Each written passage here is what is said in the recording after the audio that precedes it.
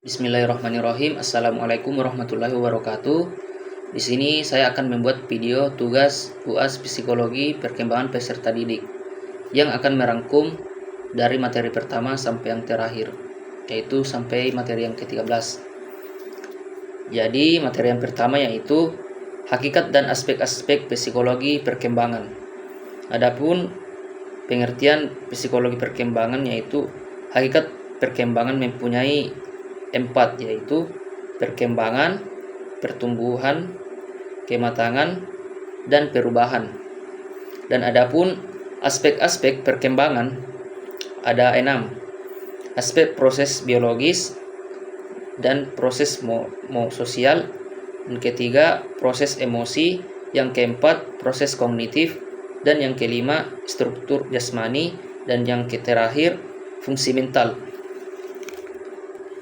Materi yang kedua yaitu hakikat perkembangan.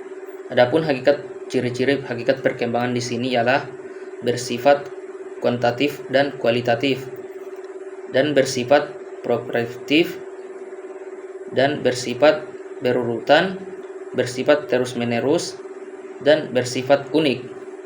Dan adapun faktor yang mempengaruhi perkembangan di sini ada faktor internal, faktor eksternal, dan dia mempunyai prinsip-prinsip perkembangan, yaitu perkembangan bersifat bioristik, dan perkembangan bersifat unik, dan perkembangan bersifat kontinuus, dan yang terakhir perkembangan dipengaruhi oleh interaksi. Dan materi yang ketiga yaitu periode dan tugas perkembangan. Adapun teori-teori utama di sini ialah Erik Erikson adalah fokus pada perkembangan psikososial.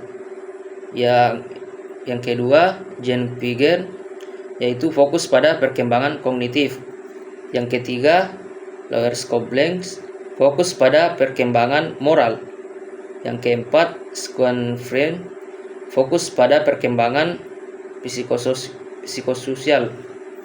Yang kelima, pendekatan rentan kehidupan, melihat sebagai proses seumur hidup yang membelakangi politis dan dipengaruhi oleh konteks.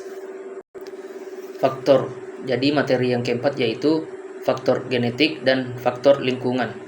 Adapun faktor genetik di sini ialah diturunkan dari orang tua, menentu potensi dan individu seperti fisik, kecerdasan, dan kecenderungan terhadap penyakit tertentu. Dan faktor lingkungan di sini adalah pengalaman hidup, pendidikan, budaya, dan interaksi sosial sangat mempengaruhi perkembangan anak-anak usia dini. Yang adapun poin di sini yaitu interaksi genetika dan lingkungan.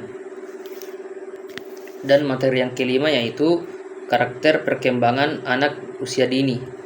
Perkembangan anak usia dini proses yang sangat cepat dan signifikan, meliputi aspek fisik, kognitif, bahasa, dan sosial emosional. Dan adapun aspek-aspek di sini perkembangannya mempunyai perkembangan fisik, perkembangan kognitif, perkembangan bahasa, dan perkembangan sosial emosional. Dan adapun faktor yang mempengaruhi perkembangan itu ialah genetik, lingkungan keluarga, dan status sosial ekonomi, kesehatan, dan nutrisi. Dan yang terakhir budaya dan lingkungan. Materi yang keenam yaitu karakteristik perkembangan anak usia sekolah. Nah, adapun aspek perkembangannya di sini ialah perkembangan fisik dan perkembangan kognitif dan perkembangan psikososial. Dan dia mempunyai karakteristik perkembangan yaitu usia dasar, usia menengah, dan usia remaja. Adapun aspek perkembangannya perkembangan fisik dan kognitif. Dan materi ketujuh yaitu karakteristik perkembangan remaja. Adapun tahap perkembangan remaja dibagi menjadi 3, yaitu remaja awal 12 sampai 15 tahun. Yang kedua, remaja tengah 15 sampai 18 tahun. Yang ketiga, remaja akhir 18 sampai 12 tahun. Dan perubahan pada masa remaja itu perubahan seperti fisik dan kognitif, dan emosional dan sosial juga. Dan karakternya seperti pencarian identitas, perubahan mood, pergaulan dengan teman sebaya. Jadi materi yang ke-8 yaitu karakteristik perkembangan masa dewasa. Jadi karakteristik utama masa dewasa yaitu mempunyai perubahan fisik, kognitif, emosional, sosial, dan perkembangan psikososial. Nah, di sini perkembangan masa dewasa awal sampai 20 sampai 40 tahun. Dan yang kedua, masa dewasa tengah yaitu 40 sampai 60 tahun. Dan masa dewasa lanjut 60 tahun ke atas. Materi yang ke-9 yaitu karakteristik perkembangan masa dewasa. Adapun karakteristik di sini ialah perkembangan kognitif, emosional, sosial, moral dan fikih, etika, dan kemandirian. Dan masa dewasa awal sebagai persiapan pernikahan ialah mempunyai pemahaman diri, kelapanan finansial, komunikasi dan revolusi konflik, pencarian masa depan, dan keterampilan hidup. Materi yang ke-10 yaitu faktor perkembangan dan perbedaan individu orang dewasa.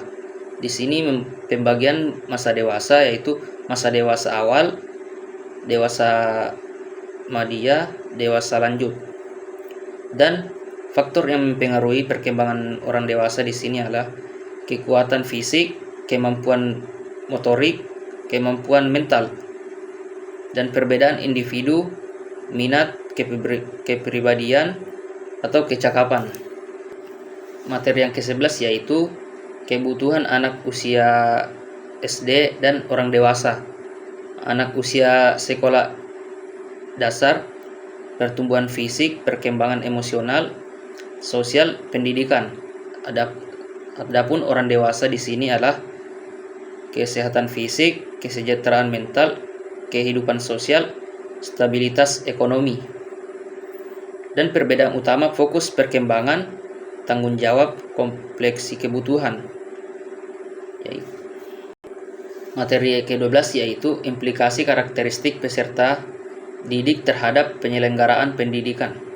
Adapun pendidikan anak usia dini atau PAUD belajar melalui bermain, rasa ingin tahu yang tinggi, berpikir konkret, rentan bertahan pendek, sensitif terhadap lingkungan, atau implikasi dalam pembelajaran PAUD. Adapun pendidikan anak usia sekolah dasar meningkatkan kemampuan konsentrasi, bekerja sama dan dalam kelompok, memahami antara dan tanggung jawab, dan kebutuhan sosial yang kompleks. Jadi materi yang terakhir itu atau 13 ialah implikasi karakteristik peserta didik terhadap penyelenggaraan pendidikan, yaitu anak usia menengah pertama 12-15 tahun mempunyai perubahan fisik dan kognitif. Pencarian identitas sangat dipengaruhi. Yang kedua, implikasi dalam pembelajaran yaitu metode pembelajaran, dukungan emosional, fokus pada relevansi atau didorong kesendirian. Dan orang dewasa, pengalaman hidup, motivasi, instinktif, kemampuan kognitif, dan tanggung jawab dan kewajiban.